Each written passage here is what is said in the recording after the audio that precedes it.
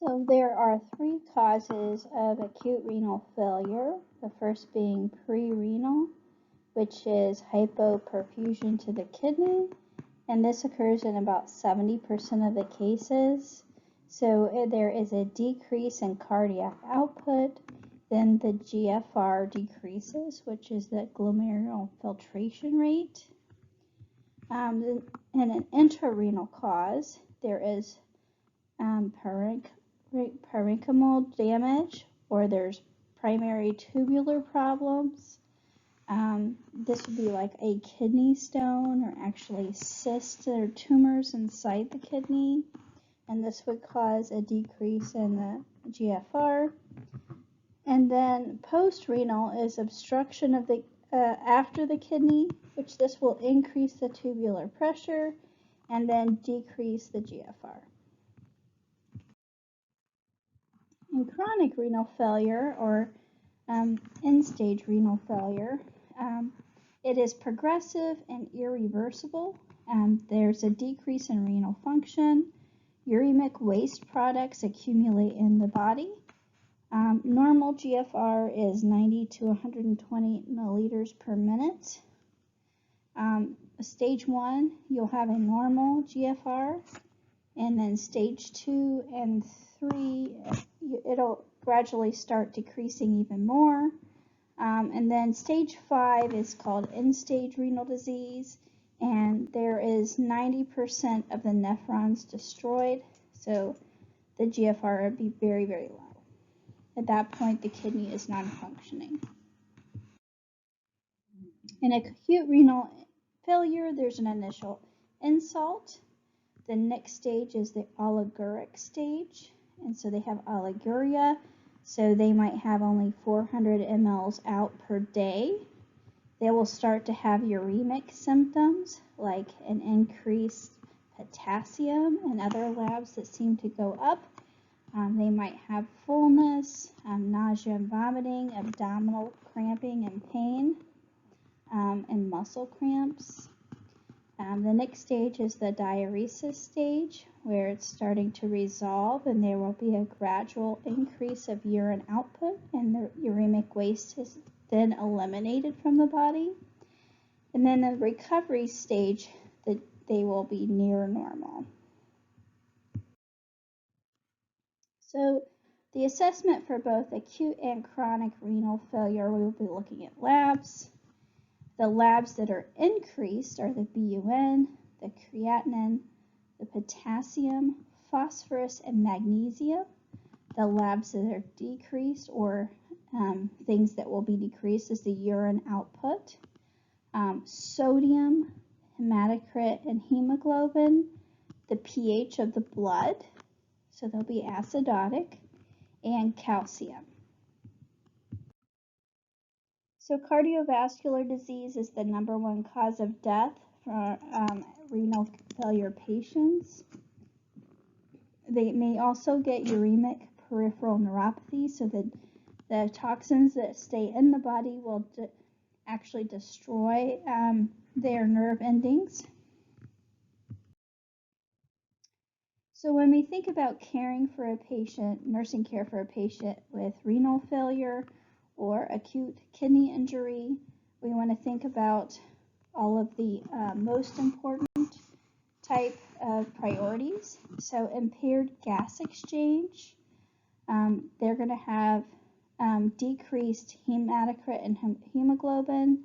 So we will do interventions to increase the red blood cells, like transfusions or administration of erythropoietin. Risk of infection, they have a decreased immune system because their body is not functioning normally. So we will use aseptic technique, which is hand washing and PPE when necessary. And they will get annual influenza and pneumococcal vaccines.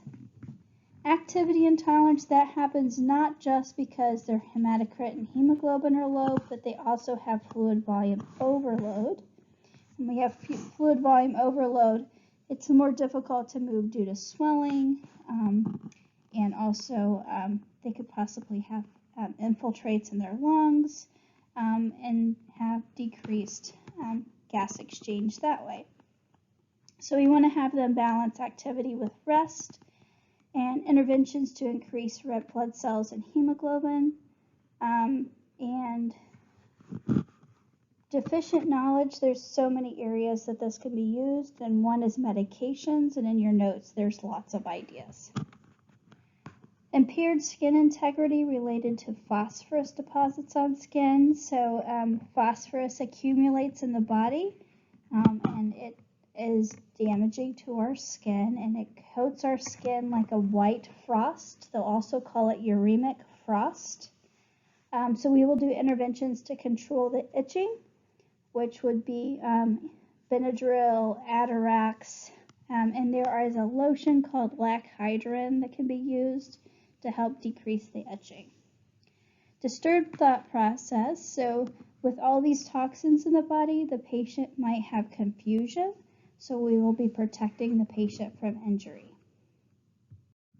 So common medications that patients are on with renal failure include antihypertensives, medications to combat their chronic anemia like ferrous sulfate, folic acid, and they may have erythropoietin because their kidney is damaged and does not produce that. Hyperkalemia, they may receive sodium polystyrene, which will increase their potassium elimination. They may be on sodium bicarbonate infusions because they are in metabolic acidosis. And they may be on diuretics to help rid them of fluids. This is for that fluid volume excess, but it is not used in end-stage renal disease because what it does is acts on the kidney to increase fluid output, but in end-stage renal disease that does not function anymore. We also have them avoid magnesium-based antacids because they can suffer from hypermagnesia. And then chronic renal failure medication doses may be reduced because the body does not filter the medication, so it stays in the body an extra long time. They also take care with things that have extended release or sustained release because it lasts even longer in their systems than a normal person. Phosphate binders are given to combat the high phosphate levels that happen with patients who have end-stage renal disease. The body likes to have phosphate and calcium at equal balance in the body. When the phosphate level goes high, calcium is actually pulled from the bone, and then there's bone demineralization, so it's an important balance to keep. And here are some of the medications that are given to keep that balance. Possible complications of renal disease include hyperkalemia, which then causes dysrhythmias, hypertension, seizures, pulmonary edema because of that fluid volume excess, infection due to reduced immune system support, and metabolic acidosis. Hemodialysis is usually done 3 times a week for 3 to 4 hour sessions. It can take place at home, outpatient, or inpatient. The goal is to extract toxic nitrogenous substances from the blood or the uremic waste and then remove excess fluids. It is they use a dialyzer or artificial kidney, and this is a filter that's in a machine. It is a synthetic semi-permeable membrane. It replaces the glomeruli and the tubules of the kidney. Heparin is also used to prevent clotting. It uses the principles diffusion, which the toxins and the waste move from an area of high concentration to a lower concentration. It uses osmosis to remove water from an area of low concentration to high concentration. And ultrafiltration, it actually applies a suction force to the dialyzer, so excess water moves from an area of high high pressure to low pressure. And there's a video on that last page that talks to you about how dialysis works. This is 3 different vascular accesses that can be used in dialysis. We have a temporary dialysis catheter. Notice that it has an arterial line and a venous line. Also, you can have an AV fistula, and this is the top picture where they are connecting a venous and artery together to create a fistula. In the second picture, they're using a graft to do the same. When you're caring for a patient with a access site for dialysis, you're not to do any blood pressures or blood draws or IVs in the limb that they have the vascular access. We're to teach the patient to be very protective of the access site. We're going to listen for the bruit, which is kind of like a swishing noise, where we could hear the blood actually go through the fistula, and we can feel the thrill, and that's basically feeling the vibration of the blood moving through the vein or the fistula. So using our stethoscope, so we will hear the bruit and we will feel the thrill by palpation. So here's just another slide describing the vascular accesses. It's important for us to identify old fistula and grafts from current ones, so we need to know which one is the functioning one. Devices can be a double lumen large bore catheter, and it's in the subclavian. This is the temporary dialysis catheter. It can also be in the jugular or femoral veins. These are quick to install, and they can be used immediately, but they do have high infection rates. They require a lot of patient teaching, and patients won't be able to swim or shower. The next kind is the arterial venous fistula, and this is an anastomosis of the artery and vein in the forearm. It takes about 2 to 3 months for maturity, so before it can be used. We encourage hand exercises like squeezing a ball. The AV graft is where the artery and vein are joined with a synthetic graft. And again, we'll assess for bruit and thrill in AV fistulas. So care of patients receiving hemodialysis, we're going to do a daily weight on them to make sure we know how much they weigh prior to dialysis. We're going to be holding water-soluble medications like vitamins and antibiotics. And we're going to have the weight after the dialysis. 1 kilogram equals 2.2 pounds, right? We all know that. But 1 kilogram is equal to 1 liter of fluid. So they will determine how much fluid is removed after they do that by weighing the patient. And that'll help us keep a close eye on them. Everybody has a dry weight, and that is the goal of dialysis. But we do have to monitor their vital signs and make sure they're tolerating the removal of fluid, because there's a great big hemodynamic shift from being fluid overloaded to not having all that fluid. So we have to be very careful with cardiovascular medications on dialysis day, like blood pressure medications. And antibiotics and other IV meds may be held until after dialysis, because if they got them before dialysis, then they would be dialyzed out of their system and not be of much help. And just anticipate cardiac monitoring while the patients are in hospital, because they will have increased risk for dysrhythmias due to their high potassium levels.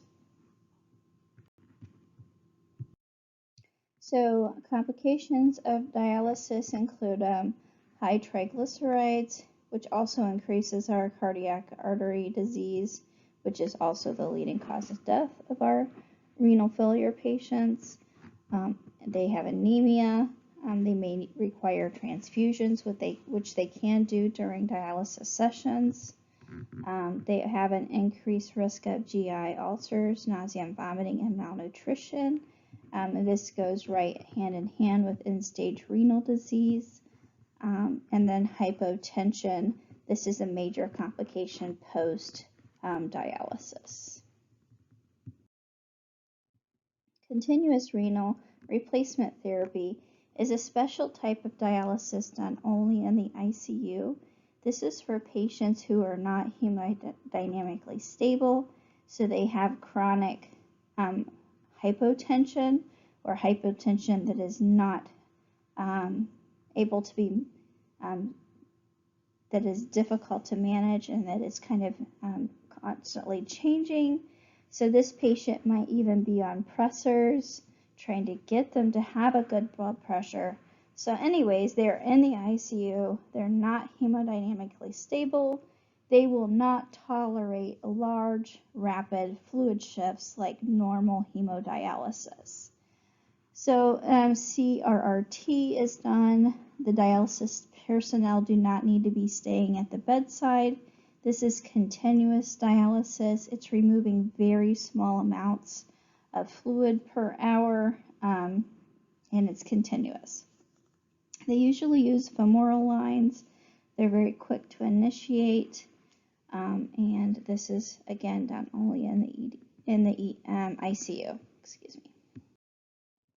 Peritoneal dialysis. The peritoneal membrane serves as a semi-permeable membrane. The principles used are diffusion and osmosis. It uses an abdominal catheter, often called a Teckhoff catheter. The process is there is an exchange of fluid, so they will infuse dialysate. It'll indwell in the abdomen, and then it will drain.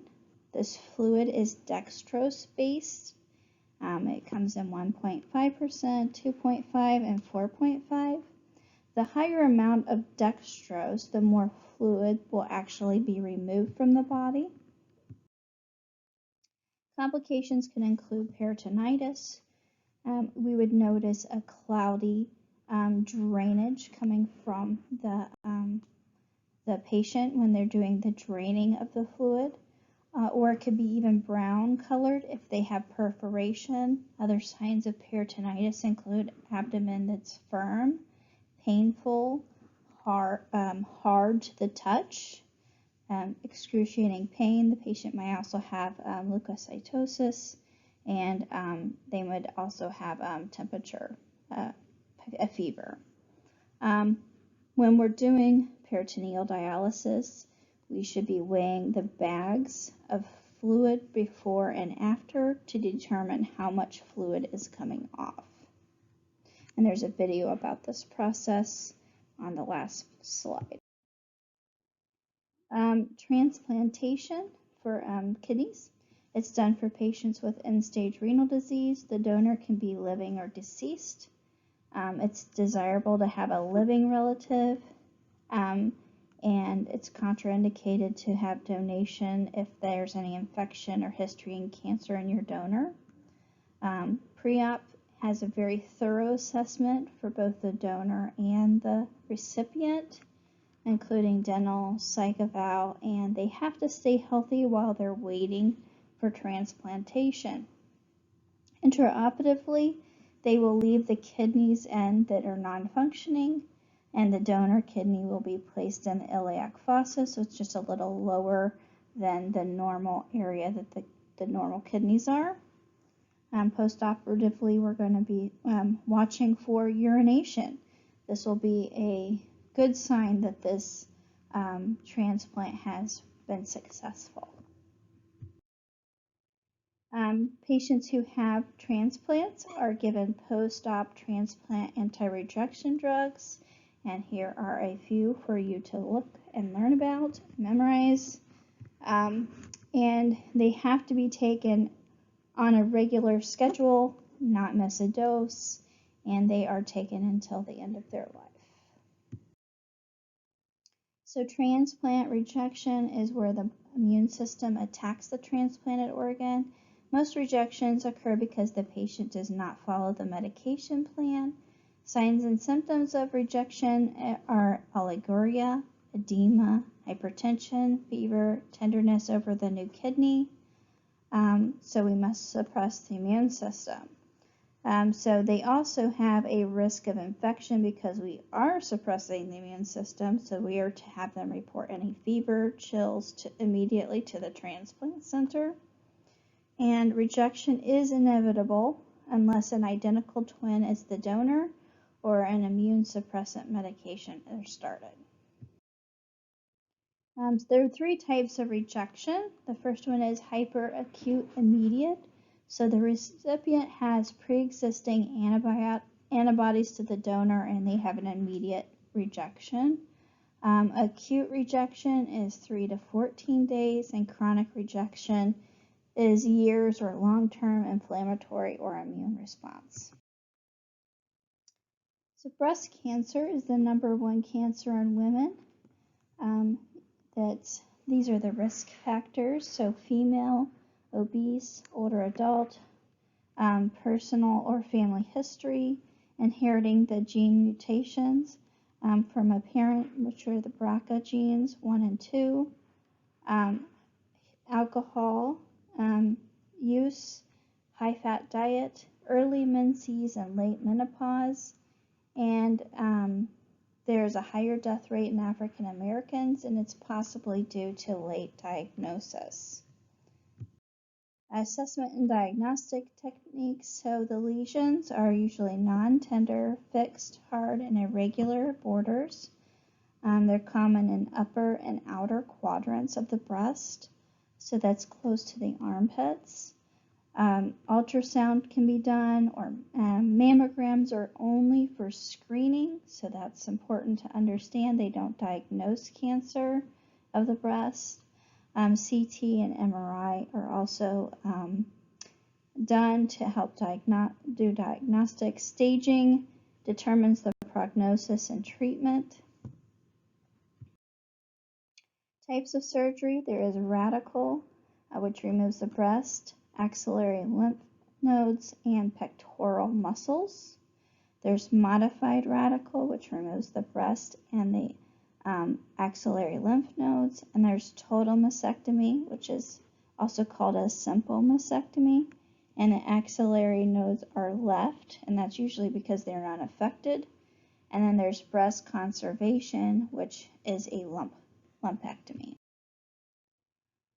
Post-op nursing care should include pain control. This is extremely painful, especially if they are taking the muscle tissue. They are at risk for neurovascular dysfunction due to involvement with a lot of nerves in the area of the breast. They're going to have disturbed body image, impaired coping, sexual dysfunction, and self-care deficit. It's very painful for them to care for themselves, and they may need some assistance dressing, emptying their JP drains, and they won't be able to do any lifting for several weeks. This is just a picture of what is actually removed in a modified radical mastectomy. Possible complications include lymphedema, and to prevent injury and trauma to the arm, we will do arm precautions, so they can't have any BP or sticks in that arm.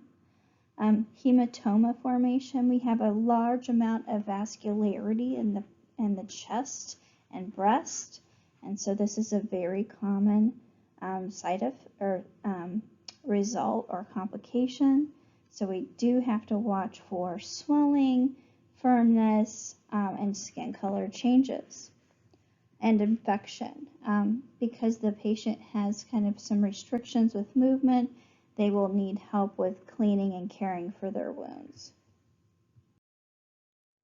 So radiation could be external beam or brachytherapy, where they put implanted little seeds for radiation, or proton beam therapy.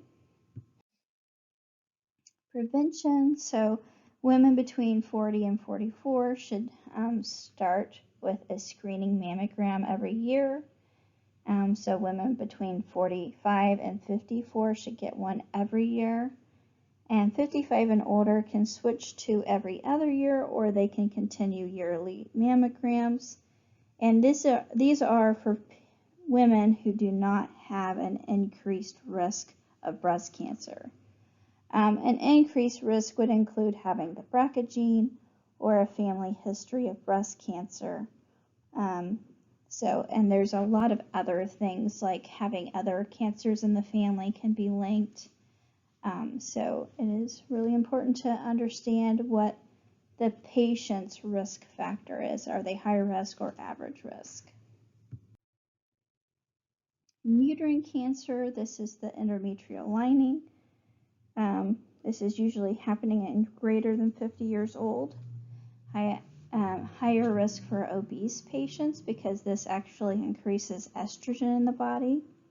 Late menopause or use of tamoxifen, which is actually a drug used in breast cancer. Use of estrogen without progesterone. This was common in menopause to reduce the signs of like hot flashes. So this would be an estrogen supplement use, would increase your risk. Assessment and diagnostic tests. So usually they present with irregular bleeding or bleeding after menopause. Endometrial aspiration and biopsy is how they are diagnosed. They also might have a transvaginal ultrasound, and it would just measure the thickness of the endometrium. Hysterectomy is the #1 surgery for this cancer. It can be open or laparoscopic. A total abdominal hysterectomy includes the uterus, cervix, fallopian tubes, and ovaries. Because this is a belly surgery, we want to focus on prevention of DVTs, help with anxiety. They may have disturbed body image, or they may be young and they cannot have any more children or can't have their first child. It's very painful. If they've used the open approach, they're going to have a lot of pain because they will be cutting muscle tissue to get to the uterus. And there's deficient knowledge. There's a lot of post-op education that needs to happen regarding lifting, healing, and how to prevent complications like DVT. So complications are DVTs. Hemorrhage, so there is normally a tiny bit of blood on the pad after this surgery, so if we have a large amount of blood or it's soaking the pad, that is going to point to hemorrhage. They may have bladder dysfunction because they have to move things around to actually get to the uterus, so they may have inflammation and have difficulty urinating after this surgery. It is temporary. And then metastasis, they will be monitoring the CA-125 levels.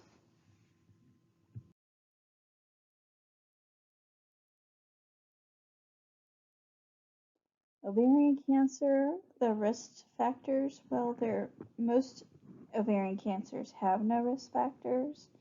The only one would be a family history, or greater than 60 years old, early or late menses, and obesity.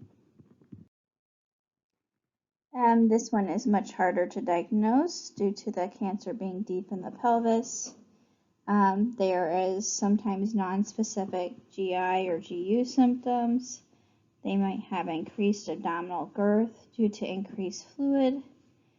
They will evaluate any enlarged ovary over the age of 60, and GI symptoms that present without a cause.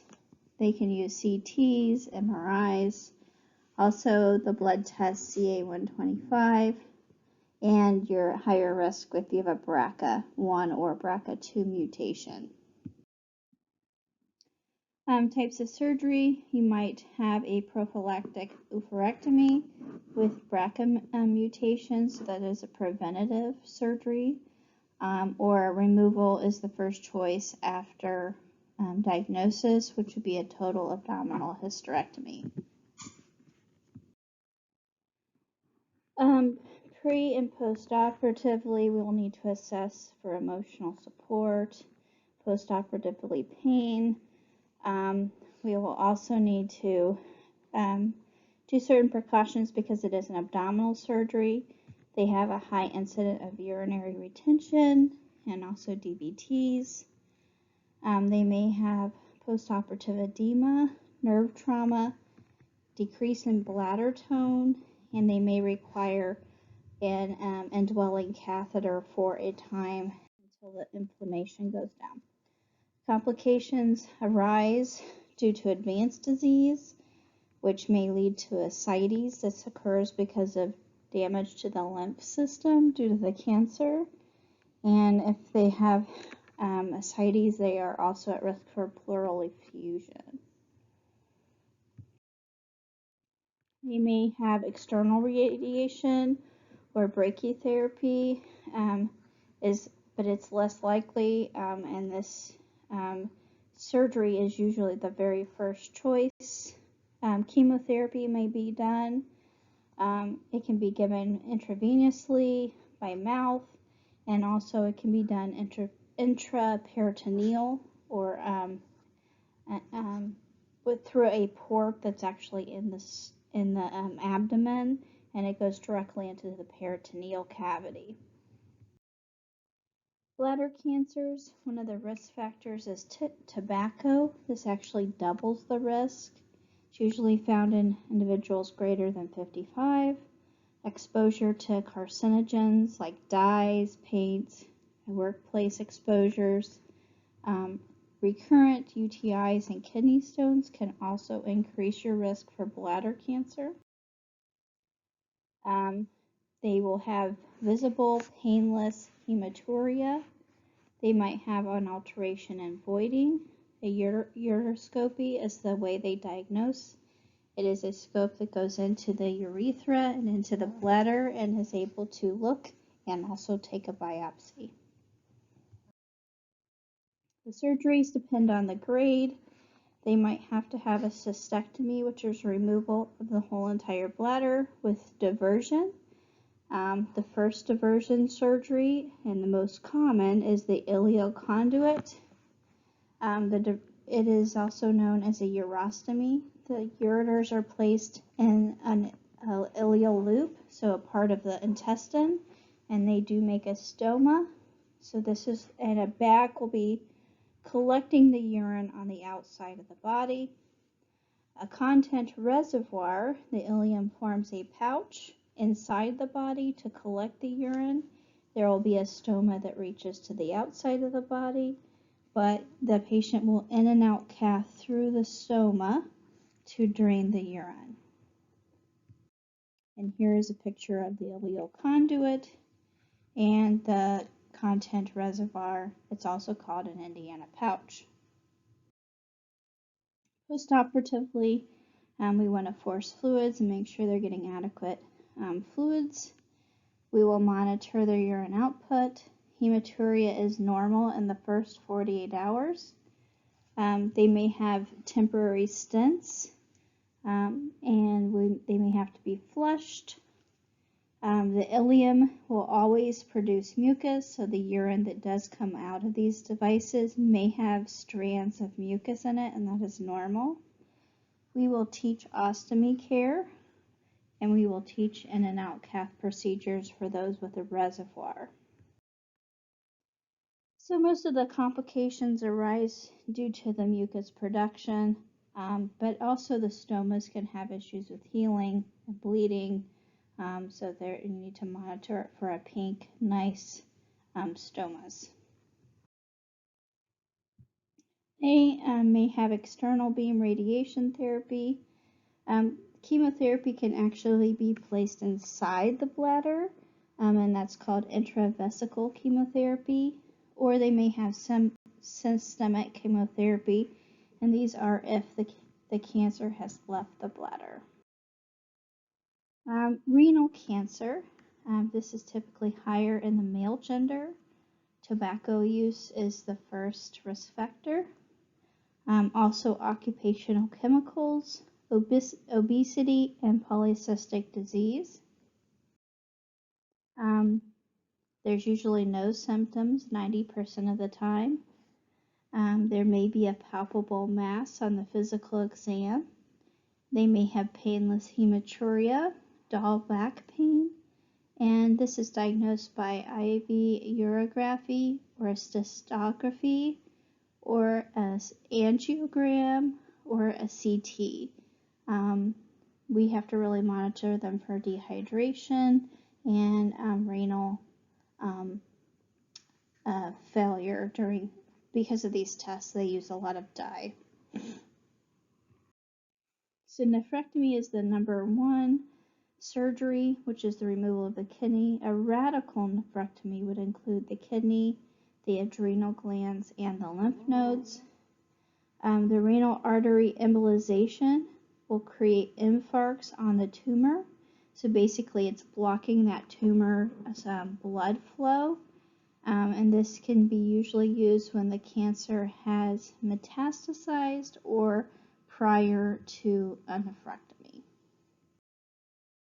Post-op nursing care, typical post-op and discharge teaching.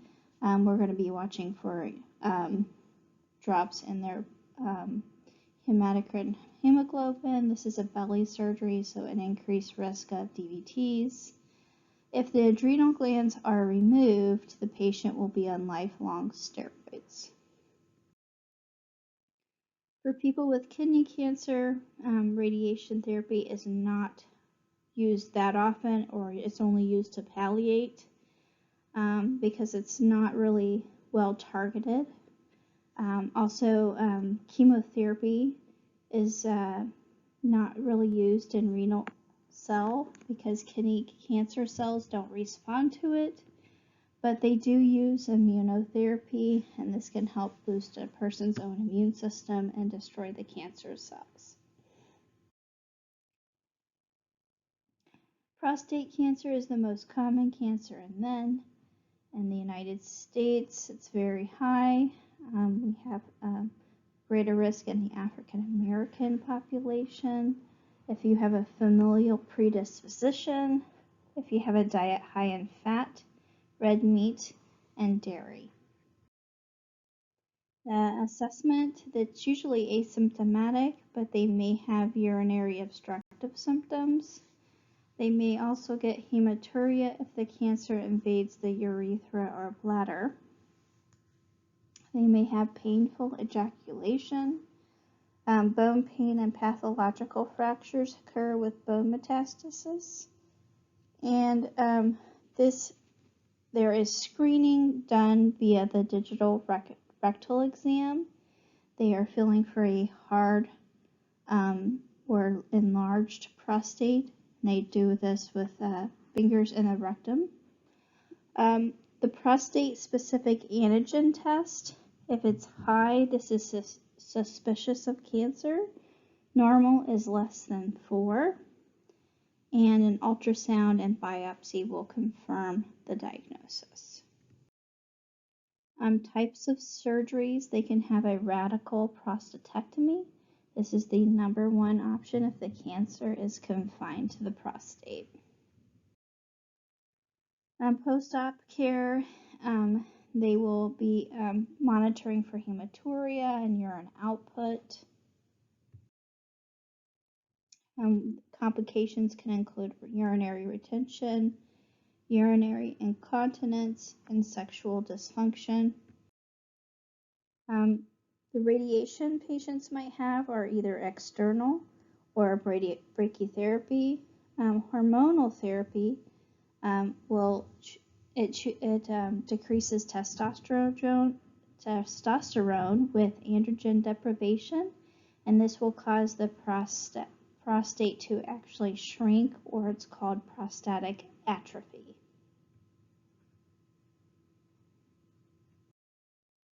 Testicular cancer, the risk factors are, it's most common cancer in ages 15 to 35. You have an increased risk of this cancer when you have cryptorchidism, which is an undescended testes. It's also increased in family and personal history, Caucasian Americans, and HIV positive status. Assessment and diagnostic test. It's a palpable, painless mass. Self-testicular exams are important to teach to adolescents.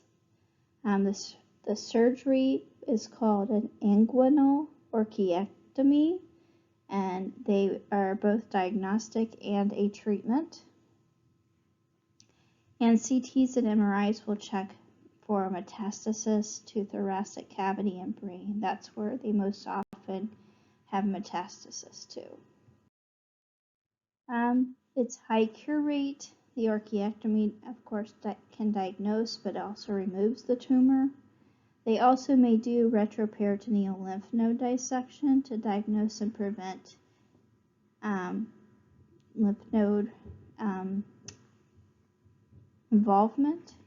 And then post-op nursing care includes discussions regarding sperm bank options before the orchiectomy. The treatment may be long if they have to take medications. You need to address body image. There are prostheses for replacing testicles, and we need to teach testicular self-exam and untreated testes. 2/3 of individuals are infertile after treatment.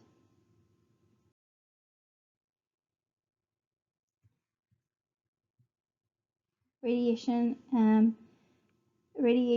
they may do that, but it's not very common. And chemo is only used when the testicular cancer has spread outside the testicle. I have some videos here. I really want to highlight the understanding of what dialysis is. If you haven't gotten to see that in clinical, please watch the ones related to that. There is ones for each of the cancers. I also included some information about phosphorus and calcium in renal disease.